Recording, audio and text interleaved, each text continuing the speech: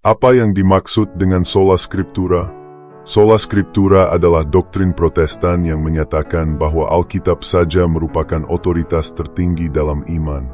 Gereja Katolik menekankan Alkitab bersama dengan tradisi suci sebagai otoritas. Sola scriptura adalah sebuah prinsip teologi yang menjadi salah satu dasar utama reformasi Protestan. Frasa ini berasal dari bahasa Latin yang berarti hanya Alkitab. Prinsip ini menegaskan bahwa Alkitab adalah satu-satunya sumber otoritas tertinggi dalam kehidupan iman dan praktik Kristen. Sola scriptura menolak otoritas tambahan seperti tradisi gereja, magisterium, pengajaran resmi gereja, atau wahyu-wahyu lain yang dianggap setara atau lebih tinggi dari Alkitab. Latar belakang sola scriptura. Sola scriptura lahir dari pergolakan teologis pada abad ke-16, terutama sebagai reaksi terhadap pandangan gereja Katolik pada masa itu yang menganggap tradisi gereja dan otoritas paus sebagai bagian dari wahyu Allah yang sama pentingnya dengan Alkitab.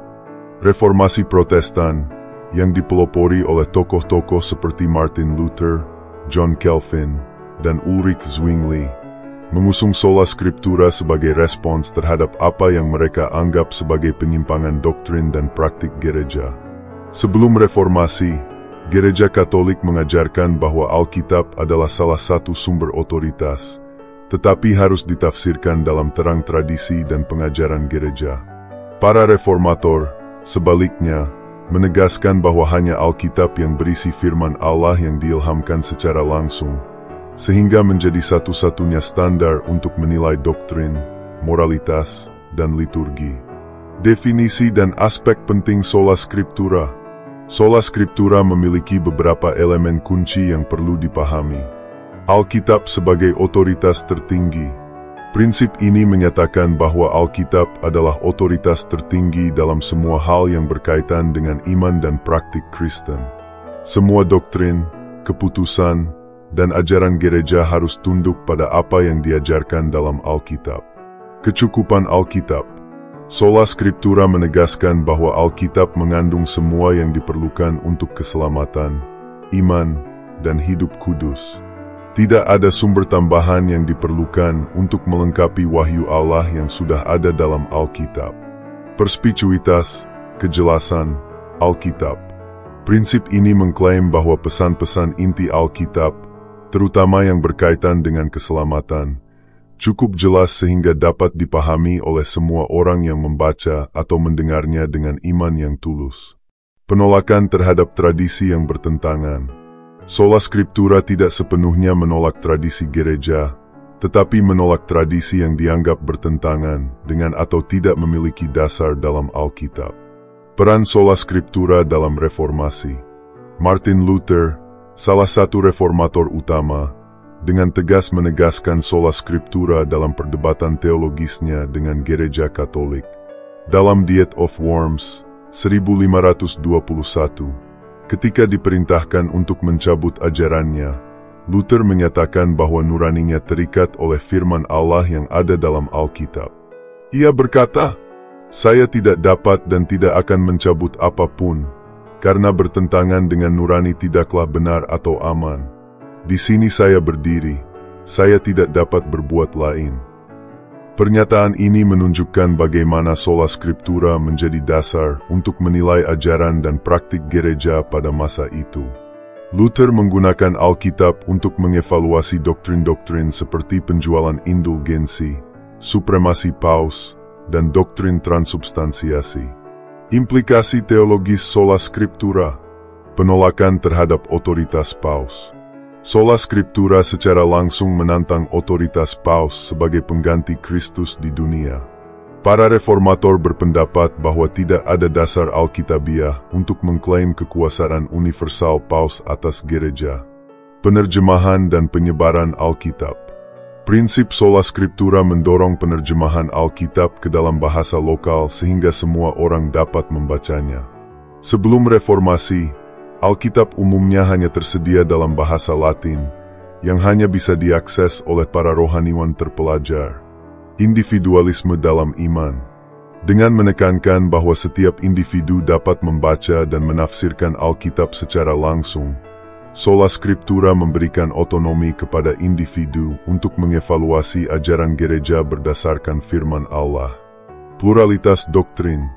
Salah satu konsekuensi yang tidak diinginkan dari Sola Scriptura adalah munculnya berbagai interpretasi Alkitab yang menyebabkan fragmentasi dalam denominasi Kristen. Berbagai gereja Protestan muncul dengan doktrin yang berbeda karena perbedaan dalam penafsiran Alkitab. Kritik terhadap Sola Scriptura. Sola Scriptura telah menghadapi kritik dari berbagai pihak, termasuk Gereja Katolik, Ortodoks Timur, dan bahkan beberapa kelompok Protestan. Kritik-kritik tersebut meliputi ketergantungan pada kanon Alkitab. Kritikus berpendapat bahwa Sola Scriptura secara implisit mengandalkan keputusan tradisi gereja dalam menentukan kanon Alkitab, karena Alkitab tidak secara eksplisit mencantumkan daftar kitab mana yang termasuk di dalamnya. Kesulitan dalam penafsiran. Kejelasan Alkitab sering diperdebatkan, terutama karena adanya teks-teks yang sulit dipahami atau memiliki berbagai interpretasi. Ini menyebabkan munculnya perpecahan denominasi. Pentingnya tradisi. Bagi Gereja Katolik dan Ortodoks Timur, tradisi bukanlah tambahan pada Alkitab, tetapi merupakan cara di mana Alkitab dipahami dan diterapkan dalam konteks komunitas iman sejak zaman para rasul. Tidak didukung oleh Alkitab itu sendiri. Kritik lain adalah bahwa Sola Scriptura tidak diajarkan secara eksplisit dalam Alkitab. Sebaliknya, Alkitab sering merujuk pada tradisi dan otoritas gereja dalam menyampaikan pesan Allah, misalnya 2 Tesalonika pukul 2:15. Relevansi Sola Scriptura di era modern. Hingga hari ini, Sola Scriptura tetap menjadi prinsip utama dalam banyak tradisi Protestan, termasuk gereja-gereja Reformed, Lutheran, Baptis, dan Evangelikal. Prinsip ini mendasari gerakan apologetika, penginjilan, dan studi Alkitab pribadi. Namun, prinsip ini juga terus diuji oleh tantangan-tantangan modern, seperti relativisme kultural. Dalam dunia yang semakin pluralistik, Sola Scriptura menghadapi tantangan dalam mempertahankan otoritas Alkitab di tengah pandangan bahwa kebenaran bersifat relatif. Kemajuan teknologi. Dengan akses digital ke berbagai tafsiran dan komentar Alkitab, Sola Scriptura membuka peluang bagi individu untuk mempelajari firman Allah lebih dalam, tetapi juga meningkatkan risiko misinterpretasi. Dialog ekumenis. Dalam upaya mendekatkan hubungan antara gereja-gereja Protestan, Katolik, dan Ortodoks, prinsip Sola Scriptura sering menjadi titik diskusi penting. Kesimpulan, Sola Scriptura adalah salah satu doktrin fundamental yang membentuk wajah kekristenan Protestan. Prinsip ini memberikan fokus pada otoritas firman Allah yang tertulis dan mendorong umat Kristen untuk menggali, memahami, dan hidup sesuai dengan ajaran Alkitab. Namun, prinsip ini juga mengundang tantangan, baik dari segi penafsiran maupun implikasi praktisnya. Meski demikian, Sola Scriptura tetap menjadi pilar yang kuat dalam mempertahankan kemurnian iman Kristen di tengah perubahan zaman.